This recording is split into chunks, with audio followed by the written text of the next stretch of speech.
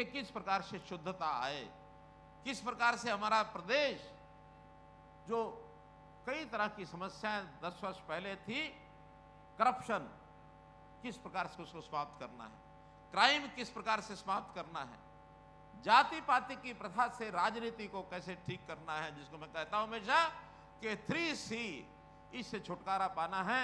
Corruption है, crime है, caste based politics है। और वैसे तो इन तीनों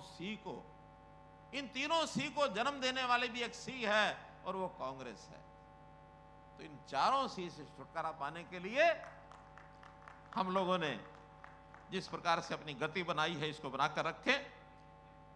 हमने पिछले 9 सालों में चाहे युवाओं की नौकरी हो, चाहे खेल हो, चाहे कृषि हो, और चाहे इन युवकों को ट्रांसपेरेंट भर्तियां हो, इसके अंदर जितना काम किया कोई भरोसा कर नहीं सकता था। जब हमने ये बात शुरू की थी कि हम नौकरियां ट्रांसपेरेंट भर्ती से करेंगे, बिना पर्ची खर्ची के करेंगे, तो बहुत लोग हमको डराते थे, यहां तक डराते थे, कहते थे इस प्रदेश के अंदर राज करना है तो नौकरियां ही उसका आधार है। अगर आप ज्यादा नौकरियां दे दोगे तो सरकार दोबारा बनाओगे, और नहीं तो अगर मिशन मेरिट लेकर के चलोगे तो मिशन मेरिट के पीछे पड़े रहना, आपकी सरकार नहीं आएगी। हमने कहा अगर प्रदेश के हित में, युवाओं के हित में हमको कोई काम करना है तो सरकार की चिंता छोड़े बिना इस प्रदेश के युवाओं का भविष्य ये कैसे सुधरे, ये काम हमको करना है। हम समाज के हित में काम करते हैं, अपने हित में काम नहीं करते हैं।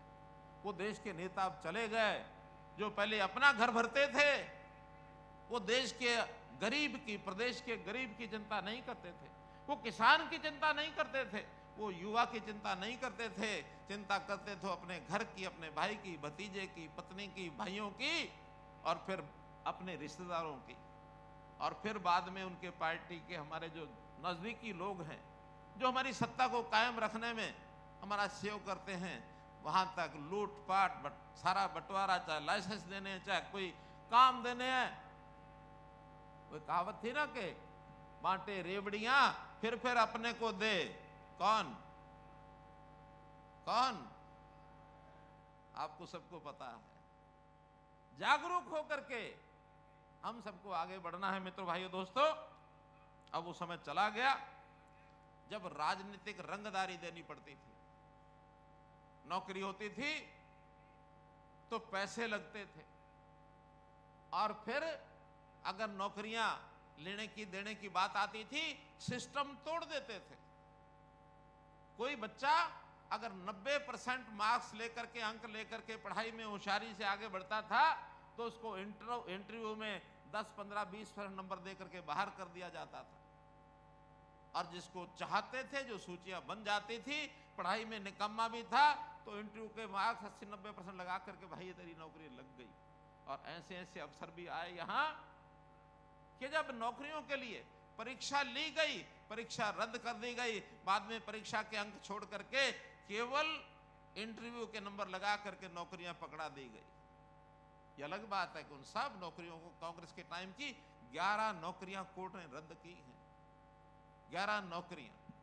और हम अपने समय में बहुत सी कमियां वो निकालते हैं कि इनकी नौकरी ये कैंसिल होगी, वो कैंसिल होगी। अंतर इतना ही है, उनकी 11 नौकरियां कोर्ट ने रद्द की हैं। और अगर हमने कोई कमी पकड़ी है उस परीक्षा में, कोई नकल में, कोई पेपर लीक में, तो हमने अगर पेपर रद्द किए हैं तो अपने आप रद्द किए हैं, कोर्ट ने एक भी नहीं किया मित्रों, एक भी नहीं किया। आज भी कमियों के साथ हम लड़ाई लड़ रहे हैं। आखिर समाज के अंदर बहुत ऐसे लोग हैं, गलत काम करने की प्रेरणा वो लेते हैं, लेकिन पता लगते उसको दुरुस्त करते हैं, उसको ठीक करते हैं, उसको गलत काम को करने नहीं देते।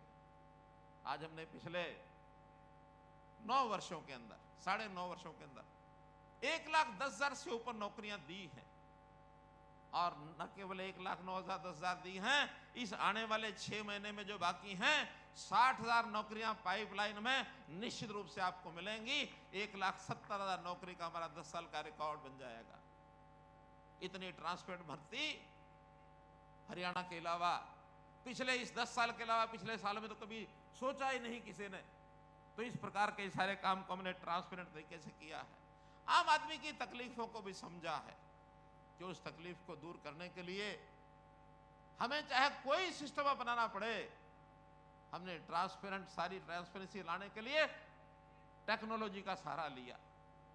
हमने ऑनलाइन पोर्टल बनाए और ये लोग कहते हैं कि हम आएंगे तो वोट हम मेरिट सब खत्म कर देंगे, पोर्टल उठा को फेंक देंगे। पहली बात तो ये है, आप कहां सपने ले रहे हो, आपको कोई नहीं आने देगा, आपको कोई आने ही नहीं देगा।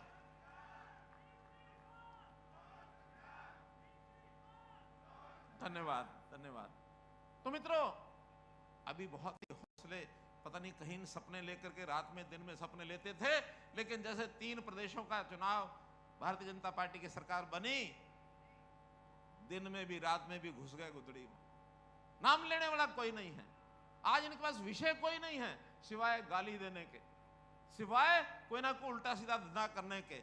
जब नौकरियों की बात करते हैं, कहीं भी जा करके खड़े हो जाएंगे और उल्टे सीधे कोई ना कोई आरोप लगाकर कोर्ट में जाकर कि भर्ती रोकने का काम करो, किसी तरीके से भर्ती हो ना जाए। और हम अडिग हैं, कोर्ट में भी लड़ाई लड़ेंगे, ठीक बात के लिए लड़ेंगे। अभी सीईटी के एग्जाम हो रहे हैं, सीईटी के एग्जाम में ग्रुप सी और डी दोनों की नौकरियां पाइपलाइन में हैं। और आपकी जानकारी के लिए मैं बता देता हूं, आज युवा दिवस है, आज मैं इस बात की जानकारी दे रहा हूं कि जो हमने ग्रुप डी की सीईटी की परीक्षा ली हुई है, लगभग 3.25 लाख बच्चों ने परीक्षा दी है। आज शाम को उसका रिजल्ट आएगा, 2 लाख से ऊपर बच्चे उसके अंदर पास हो रहे हैं। और आने वाले 15 दिन के अंदर अंदर जो उसमें 13,500 नौकरियां हैं, तुरंत बिना इंटरव्यू के जैसे ही रिजल्ट फाइनल होगा, क्योंकि एक परीक्षा जो ग्रुप डी की हो गई है उसका तो रिजल्ट आएगा, ग्रुप सी की जो परीक्षाएं हैं वो लगातार अभी भी चल रही हैं, उसके अंदर कोर्ट ने क्लियर कर दिया है कि अब परीक्षाएं लेते जाओ, इनका रिजल्ट निकलते जाओ, तो आने वाले जो अपनी लोकसभा की आचार संहिता होगी उससे पहले पहले ये 60,000 नौकरियां अगले 2 महीने में लोगों को 60,000 नौकरियों से भरपूर हम देंगे मित्रों। तो इसलिए मैं तो इतना ही अब आज के इस समय पर कहना चाहूंगा कि हम लोग युवा शक्ति के नाते से आने वाले समय में अपने जीवन को सुधारने के लिए हमको भी बहुत लगन से काम करना होगा। इस प्रदेश को आगे बढ़ाने के लिए अपने आप को तैयार करना होगा, चाहे शिक्षा हो चाहे स्किलिंग हो। हुनर के नाते से हरियाणा एकमात्र प्रदेश है, हमने अपनी स्किल यूनिवर्सिटी बनाई है और स्किल यूनिवर्सिटी के माध्यम से पढ़ाई के साथ साथ छोटे छोटे कोर्स हम करा रहे हैं। 12,000 नए विद्यार्थी हर वर्ष स्किलिंग करके